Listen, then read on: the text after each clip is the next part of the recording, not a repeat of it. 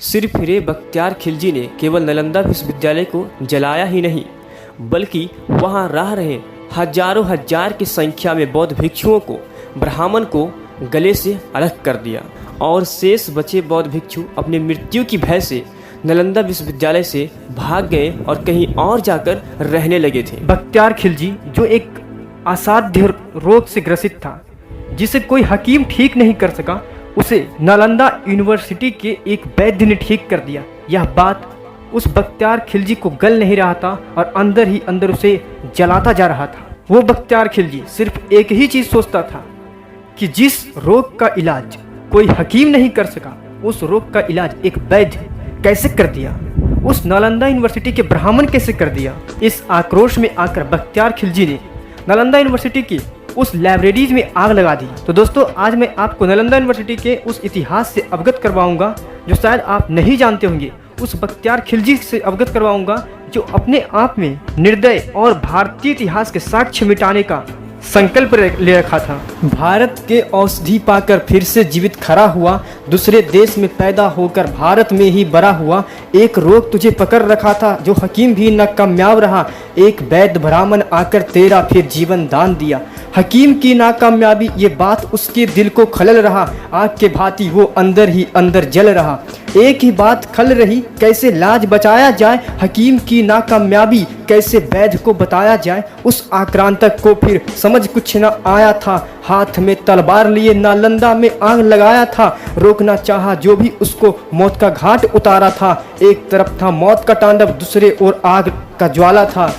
इतनी पुस्तकें थी उसमें कि जलकर सब खाक हुए, कई ग्रंथ और शोध थी वो भी जलकर राख हुए। ज्ञान पुंज को जला था डाला, फिर उसको सम्मान क्यों, उस खिलजी के नाम पर स्टेशन का नाम क्यों। अरे कुचल डालो उस इतिहास को जो तलवार के बल पर बनाई थी, अपने कवि और सूफी लाकर जो पन्ने में उगाई थी। अरे उतनी आज ग्रंथ नहीं जितने हमने खोए हैं, फिर से नवजीवन का ज्ञान भारत की बोए हैं। जगत गुरु था जगत गुरु और भारत को जगत गुरु बनाना है, खोई हुई ख्याति को फिर से वापस लाना है। आज का जो ये कैम्ब्रिज यूनिवर्सिटी हो या ऑक्सफोर्ड यूनिवर्सिटी, उसका कोई वजूद ही नहीं रहता जब अपने देश की नालंदा यूनिवर्सिटी होता। गाइज, नालंदा यूनिवर्सिटी ये देश नहीं विश्व की पहली यूनिवर्सिटी है जहाँ लोगों के लिए हॉस्टल यानी आवास की व्यवस्था थी। ये विश्व की पहला वो यूनिवर्सिटी है जहाँ लाइब्रेरीज की व्यवस्था थी। ये विश्व की पहला यूनिवर्सिटी है जहाँ इंट्रेंस एग्जाम की व्यवस्था की गई थी। नालंदा यूनिवर्सिटी की स्थापना गुप्त वंश के शासक कुमार गुप्त प्रथम ने 450 से 470 ईस्वी के बीच की थी। इस यूनिवर्सिटी का स्थापत्य कला का अद्भुत नमूना माना जाता है। इसकी पूरा कैंपस एक बड़ी दीवार से घिरा हुआ था जिसमें आने जाने के लिए एक मुख्य दरवाजा था।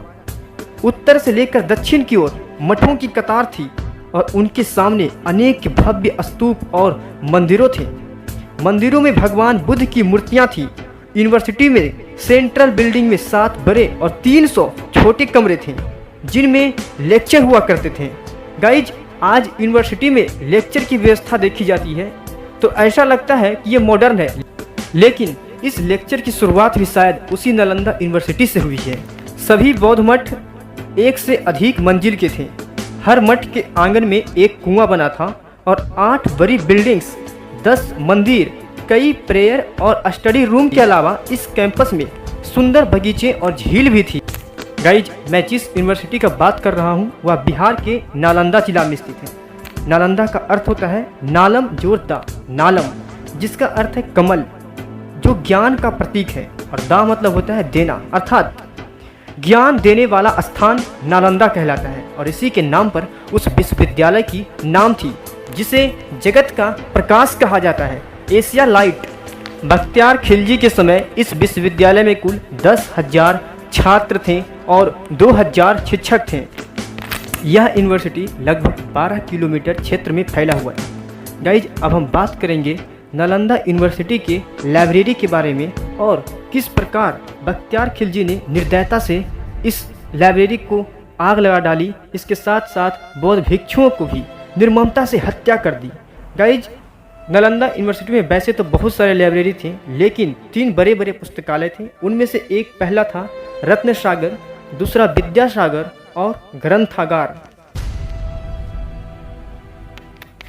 कहा जाता है कि नालंदा विश्वविद्यालय में 40,000 पांडुलिपियों सहित अन्य हजारों दुर्लभ हस्तलिखित पुस्तकें थीं।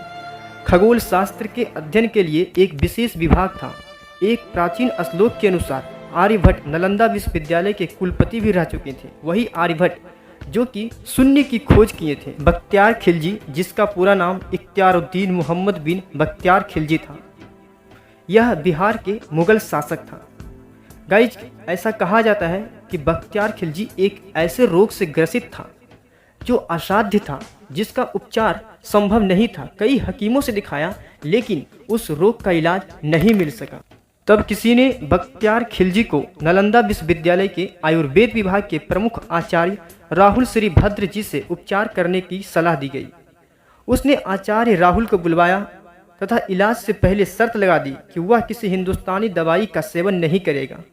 उसके बाद भी उसने कहा कि अगर वह ठीक नहीं हुआ तो आचार्य की हत्या करवा देगा। गाइज, राहुल श्रीभद्र जी बिना डरे हुए बख्तियार खिलजी की वो सभी बातें को स्वीकार कर लिए। अगले दिन आचार्य उसके पास कुरान लेकर गए और कहा कि कुरान की पृष्ठ संख्या इतने से लेकर इतने तक पढ़िए और आप बिल्कुल ठीक हो जाएंगे, स्वस्थ हो जाएंगे। उसने पढ़ा और ठीक भी हो गया। उसको खुशी नहीं हुई, उसको बहुत गुस्सा आया कि उसके हकीम से इन भारतीय वैद्यों का ज्ञान श्रेष्ठ क्यों है। बौद्ध धर्म और आयुर्वेद का एहसान मानने के बदले उसने 1199 में नालंदा विश्वविद्यालय में ही आग लगवा दी। जिस पुस्तकालय में वह आग लगवाया था, वहाँ इतनी पुस्तकें थी कि आप अनुमान भी नहीं लगा सकते कि 6 महीने तक वहाँ धूं धूं करके पुस्तकालय जलती रही। उसने हजारों धर्मचारियों और बौद्ध भिक्षुओं को मार डाला। हैरानी तो तब होती है जब बताया जाता है कि वैद्यराज राहुल श्रीभद्र ने कुरान के जो पन्ने उन्हें पढ़ने के लिए दिए थे, उस पृष्ठों के कोने पर एक दवा का अदृश्य लेप लगा दिया था। वह थूक के साथ मात्र 10-20 पेज पढ़ा होगा और ठीक हो गया। उसने इसका एहसान का बदला नालंदा विश्वविद्यालय को जला कर लिया। ये था भारत का नालंदा विश्वविद्यालय, जिसे एशिया ऑफ लाइट कहा जाता है। यहाँ बहुत सारे विद्वान आए, पढ़े और यहाँ शिक्षक भी बन गए और उनकी मृत्यु के उपरांत यहाँ उनकी मठ भी तैयार किया गया। एक समय था भारत का जब सोने चिड़ैया कहलाता था। भारत में जन्मे वीरों को सिंधु बोला जाता था। भारत के वेद पुराणों का दुनिया में बोल वाला था। इनमें लिखी स्मृतियों से भाग्य खुलने वाला था। वेदों में लिखी बातों का जब ऋषियों ने अनुवाद किया, भारत को इन ग्रंथों ने फिर एक नया आयाम दिया। वेद ज्ञान को बांटने जब तक्षशिला का निर्माण किया, वेदों के छिपे मूल्यों ने फिर नव भारत का निर्माण किया। आगे चलकर गुप्ताओं ने जब नालंदा खुलवाया, खूब इसकी देखकर परदेसी पढ़ने आया। नालंदा की ख्याति फिर कहाँ ज़्यादा टिकने वाली थी। बख्तियार के हाथों इसकी लिखी गई बर्बादी थी। नालंदा में छिपा इतिहास अब राख मात्र में बदल गया। उसके कुकर्मों की आग में इतिहास फिर भी जल गया। गाइज, ये वीडियो आपको कैसा लगा कमेंट बॉक्स में ज़रूर लिखें और ऐसे ही पुराने दबे इतिहास को जानने के लिए आप हमारे चैनल को सब्सक्राइब कर लें।